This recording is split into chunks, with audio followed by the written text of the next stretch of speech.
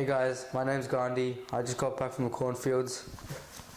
Got my corn, good stuff from Indian land. Anyways, today I'm going to be teaching you guys about poverty in India. So I hope you enjoy. Thank you. Bye. India. India is the second biggest country in the world, with a population of 1.34 billion people. This is because of a civilization called the Indus Valley, thought to be the fourth oldest on the planet. This rich culture created a divine religion that was introduced to India known as Hinduism. India? Why don't you go there? India's fascinating. It's the jewel of Southeast Asia. India, however, took a nasty turn after the British tried to colonize it. With protests and a mini-civil war, India's economy plummeted.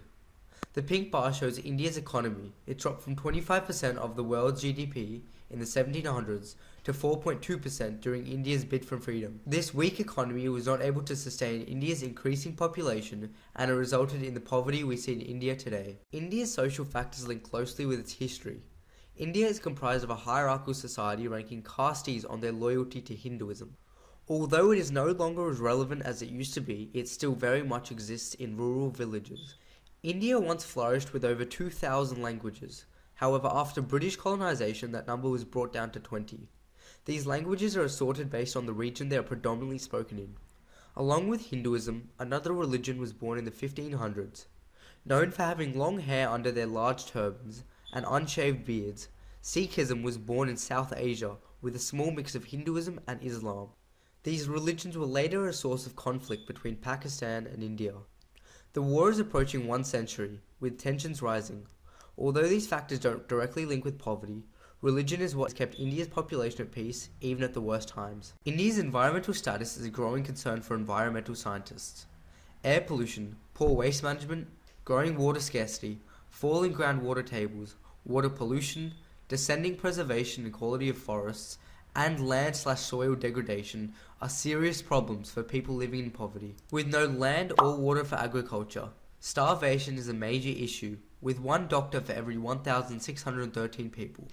People are losing their lives due to malnutrition.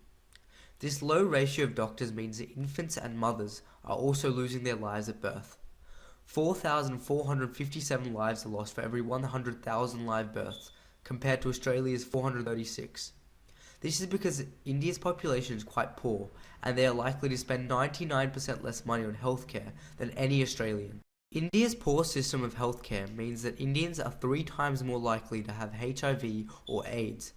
More needs to be done to educate the population. India's government is among the most reliable and honest in the world. However, India's high population results in certain people turning corrupt in return for a small bribe so that they can feed their family. Tax evasion was arguably one of the biggest problems in India.